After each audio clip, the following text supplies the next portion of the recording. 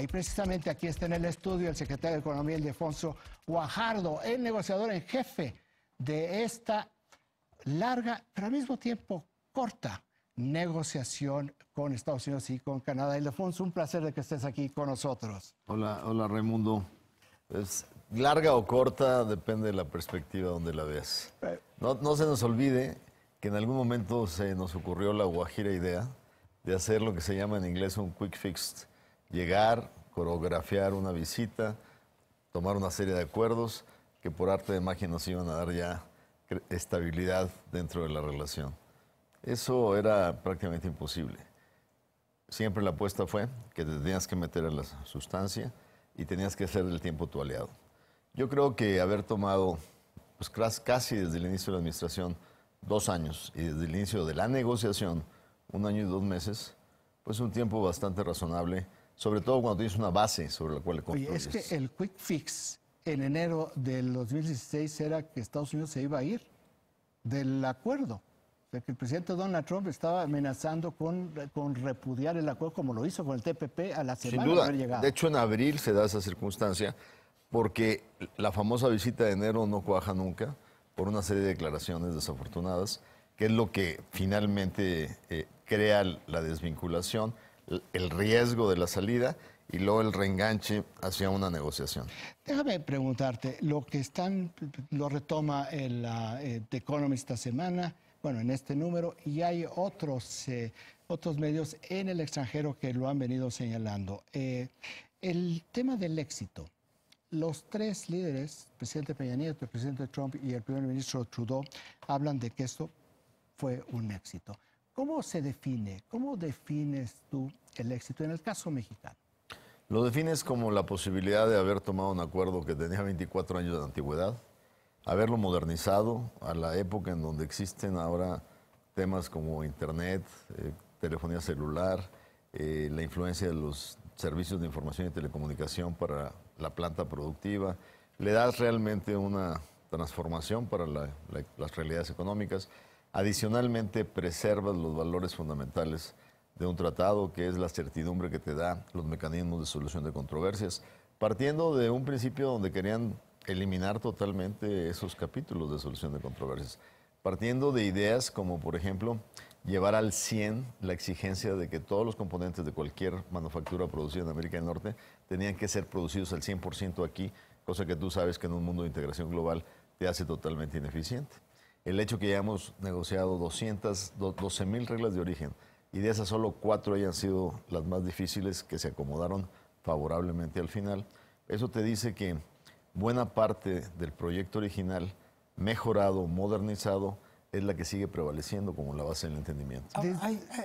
Perdón, hay una crítica al tratado, porque hay asuntos como los de la industria automotriz que tienen límite y temporalidad. Y algunos dicen, bueno, este fue un tratado de ganar, ganar, ganar. Las 3 partes ganaron. Pero ¿cuál de las 3 partes ganó más a la larga? ¿O habrá que revisarlo dentro de otros años? No, hay 2 elementos. Primero, el contexto de los beneficios que obtienes de un acuerdo tienen dependencia en su magnitud de cuál es la redefinición de política comercial que uno de los países está haciendo frente al resto del mundo. Los beneficios que están garantizados de este acuerdo para México van a ser de tamaño 10 o de tamaño 100, dependiendo cómo termina aterrizando el conflicto de la guerra comercial de Estados Unidos con China.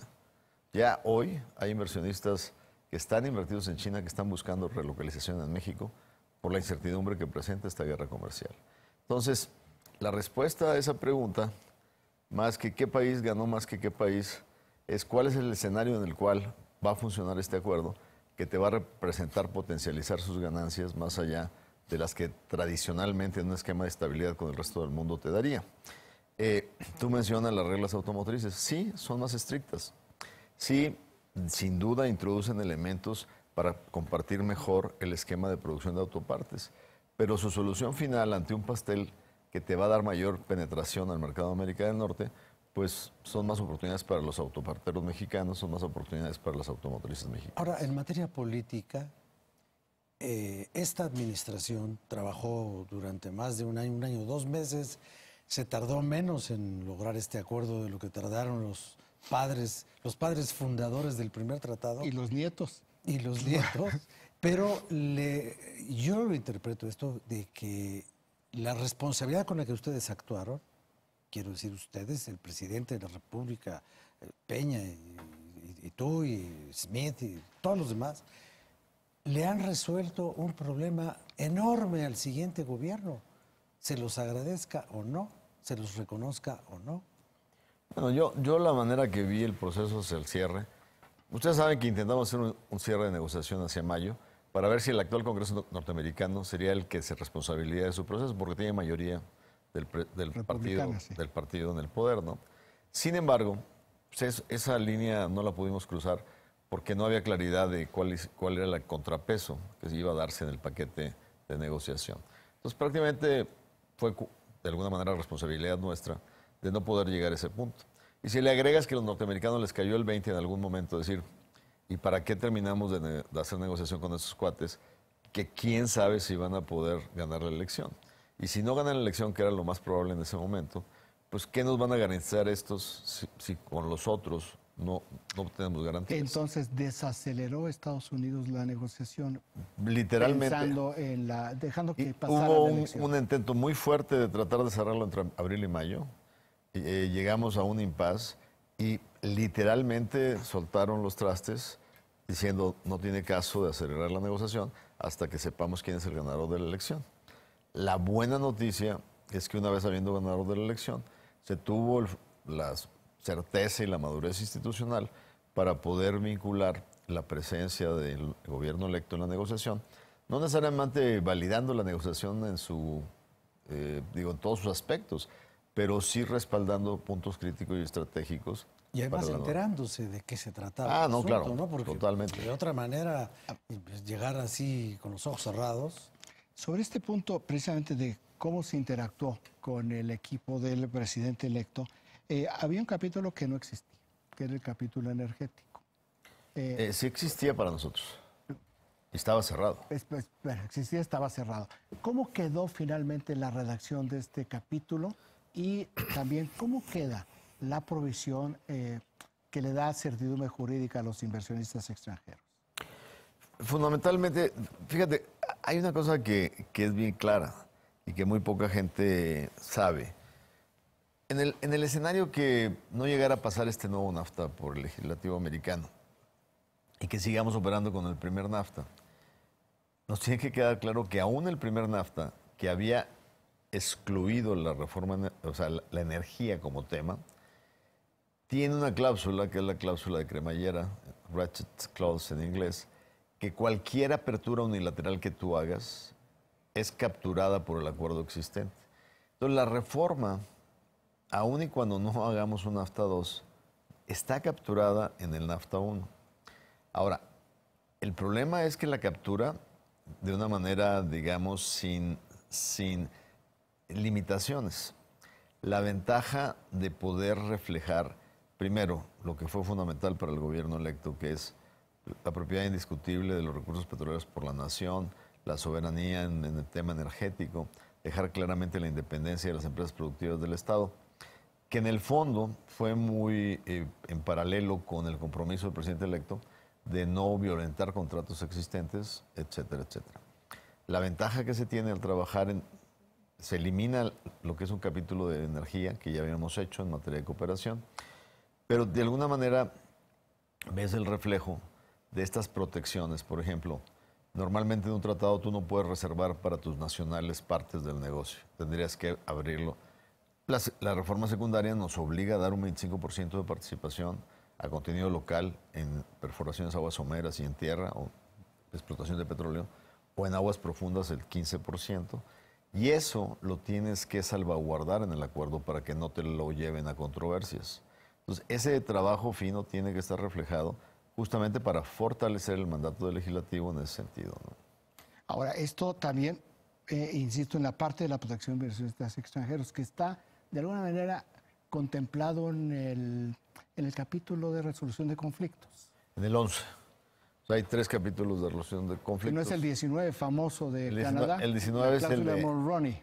El del 19 es el de controversia comercial, pero el de protección de inversionistas es el 11. Ahí lo que finalmente se decide, al inicio los Estados Unidos querían una cláusula donde tú dijeras optar por estar o no o optar por no estar.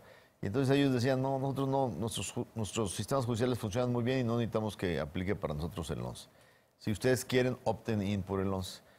Pues dijimos, para nosotros va a ser muy difícil porque la ley de tratados internacionales exige que si yo le doy trato preferencial a un inversionista extranjero, él le tiene que dar trato preferencial a mis inversionistas. Y entonces esa propuesta no me garantizaba reciprocidad. Entonces nuestra reacción fue pues, que no haya 11.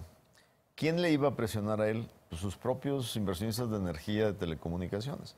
O sea, el cabildo estuvo muy duro, entonces regresaron a pedirnos que sí hubiera 11. Pero viene a ser un 11 y que se cumple en los 3 países NAFTA.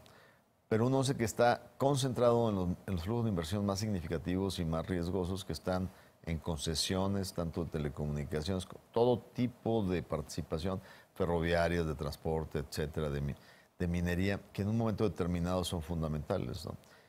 Lo que ya no incluyes de manera más que por temas de expropiación son las inversiones más tradicionales, en manufactura o en...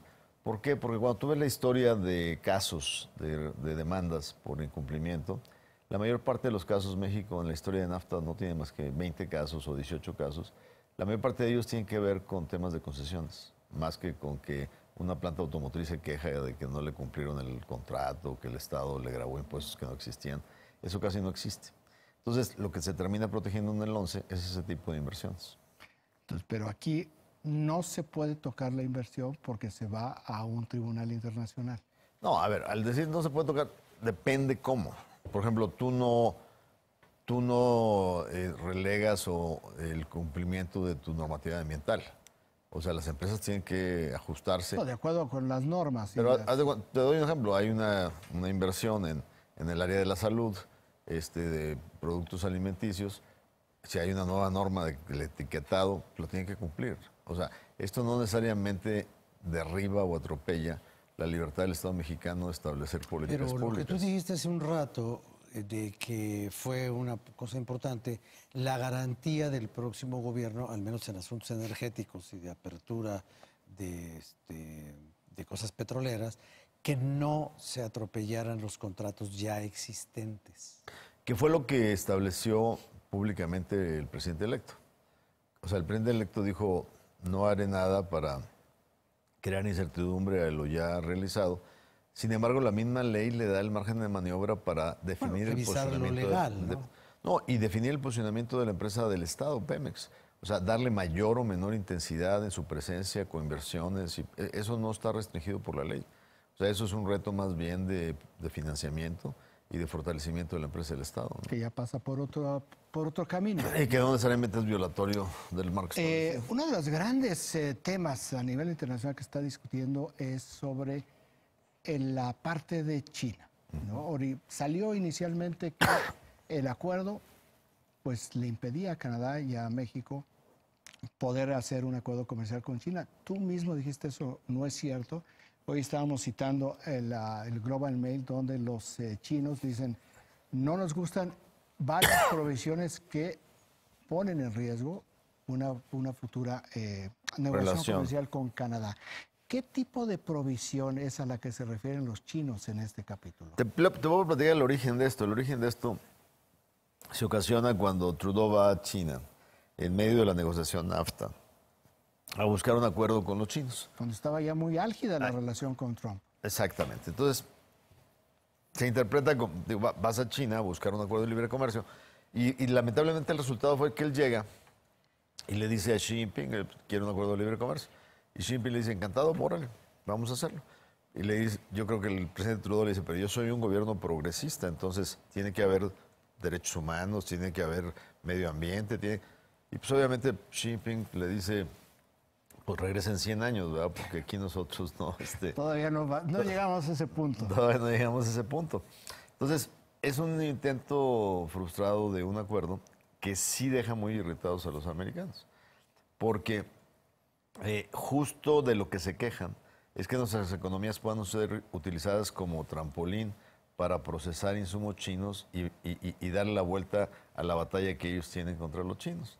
Entonces, cuando llego yo en febrero a una reunión bilateral, me presenta dentro de la discusión de negociación una propuesta y me dice, no va a haber tratado si no está este párrafo. Y el párrafo decía, los miembros de este acuerdo no podrán hacer tratados de libre comercio con China. Eso lo presentó Lighthizer. Sí. Y entonces yo veo eso y le digo, pues si tiene que estar en el acuerdo esto, pues yo no puedo firmar, mi presidente no puede firmar este acuerdo. Porque lo que tú me estás diciendo, me estás quitando la libertad soberana de decidir hacer acuerdos con quien yo quiera. Y pues eso no vuela. Pero es que tú, no sé un poco la explicación, es que sabes por qué lo estoy haciendo. Pues, estaban respondiendo a esta visita a China. Digo, mira, mi sector manufacturero no creas que es muy entusiasta de hacer un acuerdo de libre comercio con China. O sea, la verdad es que en México procesar por consenso un acuerdo de libre comercio con China no es materia sencilla. Dice, no, pero es que yo lo necesito por el tema. Y bueno, vamos analizando el texto. Empezamos a negociarlo y terminó siendo, si una nación de este acuerdo cierra un tratado de libre comercio con una economía no de mercado, para no ponerle ningún país de no de mercado, entonces tiene la obligación de notificarlo a 30 días de cerrado para que lo conozcan sus socios de la zona NAFTA, ¿no? Y sus socios tendrán el derecho de que si no les gusta lo que su socio hizo, de disparar la cláusula 2205 y salirse del acuerdo. Ahora, tú sabes que esa cláusula de salida, que tienes que notificar en 6 meses, la puedes usar hasta porque una mosca te picó. O sea, cualquier cosa puede ser una excusa para salirte. Entonces, es simplemente, explícitamente decir una excusa que a Estados Unidos le va a ser relevante si es que no le gustara el acuerdo que hiciste. Entonces, tienen la obligación de notificar a él, no a pedirte que te salgas tú. Exacto. O sea, el principio de haber cambiado el texto es que yo no pierdo mi decisión soberana de asociarme con quien yo quiera. Ahora, mis socios tienen el derecho de irse si les gustó la sociedad que hice o si no les gustó. Pero esa es ya la decisión soberana de ellos. No hacer nada. O de no hacer nada. No tiene que notificar con 3 meses de antelación que van a iniciar un proceso de negociación con un país tercero. No. Según recuerdo, la obligación que tienes es compartir el resultado de la negociación. El resultado. Avisar post factum. Post factum. Ahora, antier el Washington Post publicó que los grandes sectores beneficiados serán los petroleros como en tercer o cuarto lugar, pero mencionaba muy bien los laboratorios químico-farmacéuticos en el tema de las patentes, así como también el tema de la mensajería y la paquetería. Ahí tuviste tú una discrepancia con la Secretaría de Hacienda por el tema de la paquetería.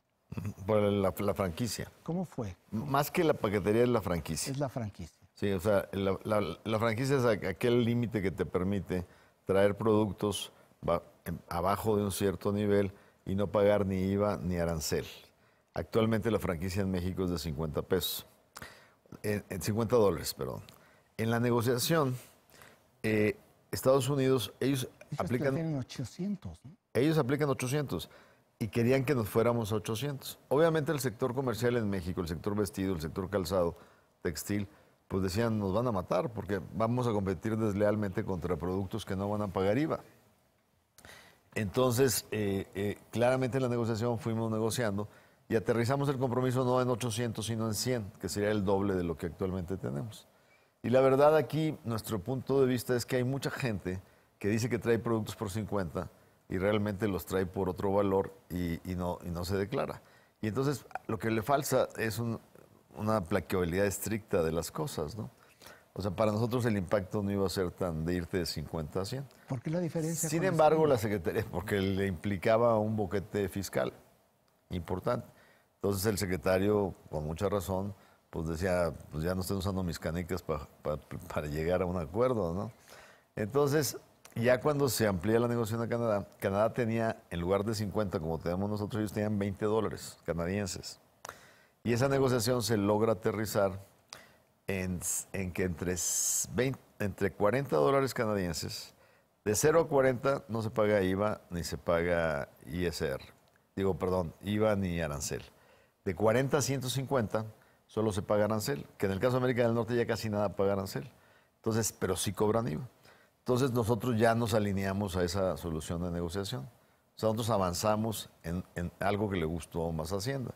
Entonces cambiamos esto por decir, bueno, en México de 0 a 50 no pagarás IVA, pero de 50 a 117 dólares americanos, que es el equivalente a 150 dólares canadienses, solo pagarás arancel, pero sí tendrás que pagar IVA.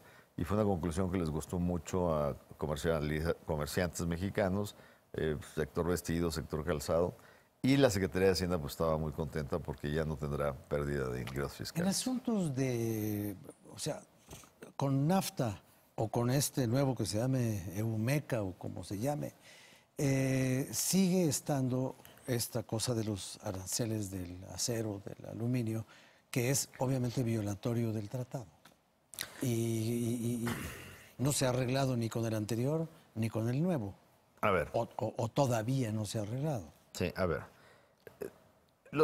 El que tú tengas un acuerdo comercial, la gran ventaja que tiene tener un acuerdo comercial es que te da elementos para ponerte de acuerdo cuando no te pones de acuerdo. O sea, te da instrumentos para actuar frente a temas que se toman unilateralmente de una manera, pues, disruptiva y no en el espíritu del acuerdo.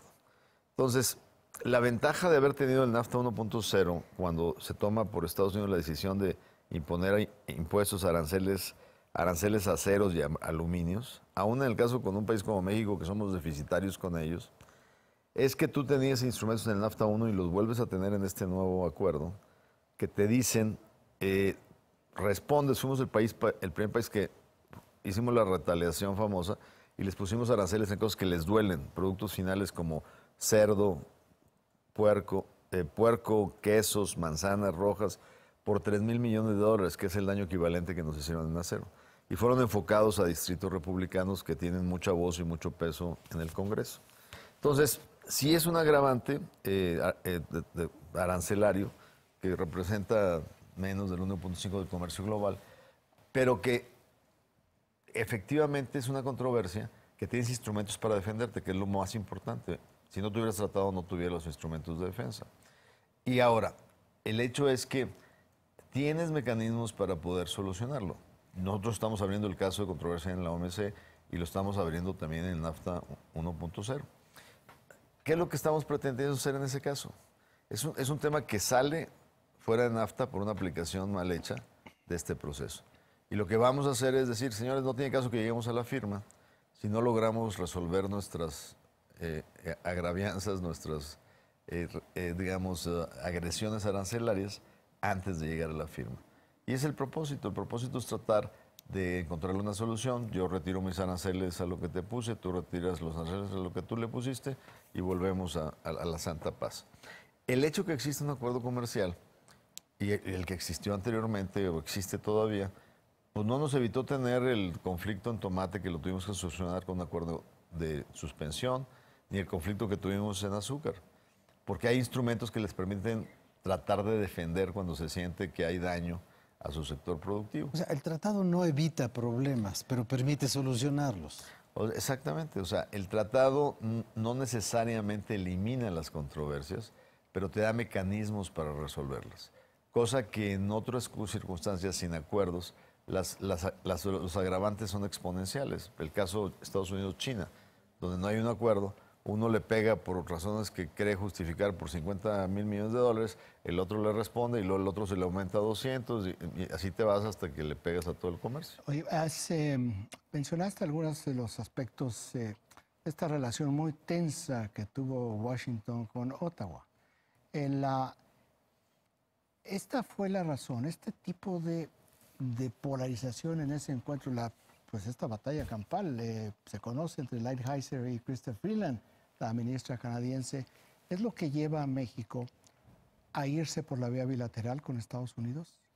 No, yo creo que la verdad, el mensaje norteamericano desde el día 1 es que al presidente Trump no le gustan los trilaterales, no le gustan los plurilaterales. Y el día que estuvimos, entonces siempre había el riesgo que él intentara bilateralizar este acuerdo. La manera como lo conceptualiza Lighthizer desde estrategia de negociación es que le daba mucho más importancia a las reuniones bilaterales que a las trilaterales. Aun y cuando no se reconociera públicamente que estábamos en dos bilaterales, de facto estuvimos siempre en dos bilaterales porque las trilaterales no tenían la dinámica necesaria. Y como tenemos aspectos muy específicos en la relación diferenciados, se presta para ir dando soluciones. El presidente Trump lo fraseó muy bien el día que estuvo en el evento donde anunciamos el acuerdo, el entendimiento bilateral.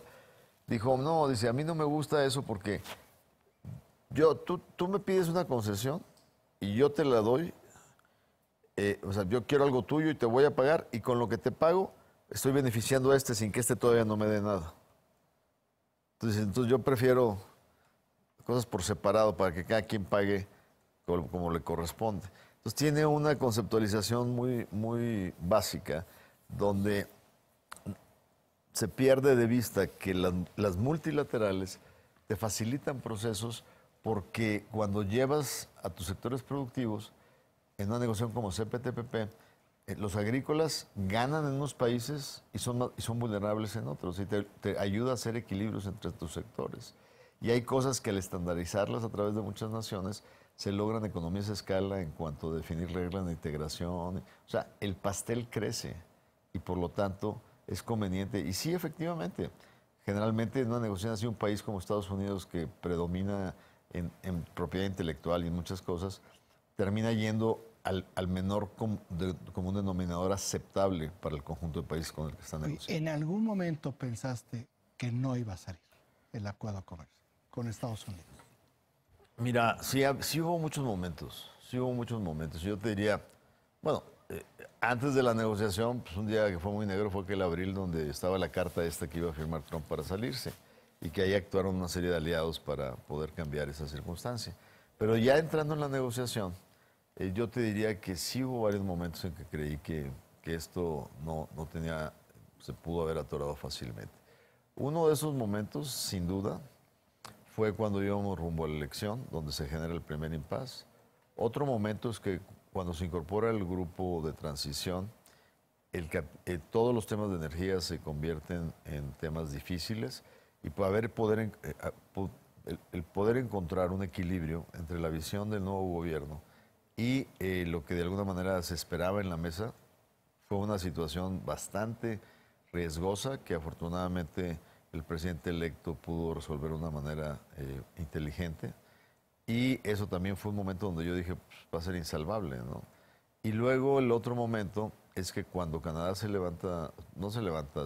retrasa en la mesa y no se veía previsiblemente que se pudieran subir, pues parecería que íbamos a ir a una ruta muy complicada que es sostener un acuerdo, un entendimiento bilateral en un mandato trilateral. Entonces, ahora, hubo una frase al principio de las negociaciones, una frase tuya de que nos vamos a subir a una montaña rusa y esto va a tener subidas, bajadas, y yo alguna vez te comenté, pero parece que alguien le está queriendo aflojar las rueditas al carro de la montaña rusa. Finalmente llegaron y además de la satisfacción personal, hay también un sentido de que se cumplió lo mejor que se pudo con el país. Se hizo algo por el país, bien hecho. Sin duda yo te diría que las características de este acuerdo son claramente de un acuerdo de libre comercio, sin limitaciones en materia de cuotas ni comercio administrado, sin aranceles específicos, o sea, con libre acceso de mercado, con un restablecimiento de los procedimientos para dirimir diferencias, con una visión de modernización que era necesaria después de 24 años y sobre todo con un mecanismo de validación que fue uno de los grandes errores del NAFTA original, que te obligue a evaluarlo cada 6 años y por compromiso de los presidentes relanzarlo 16 años adelante, es algo que te recuerda que las políticas públicas no pueden estar simplemente flotando sin estarlas validando en un sistema democrático. Por eso llegamos al punto al que llegamos. Necesitamos estar conscientes que la política pública existe no en el vacío, sino en el contexto de poblaciones cambiantes que influyen en elecciones y que finalmente pueden determinar el futuro de esas políticas públicas. Ildefonso, te agradecemos enormemente que has venido aquí a platicarnos detalles sobre esta negociación que ya vemos en abril el presidente Trump estuvo a punto de retirarse del acuerdo de libre comercio. El secretario de Economía, Ildefonso Guajardo, aquí con nosotros, son 7 de la mañana con 55 minutos.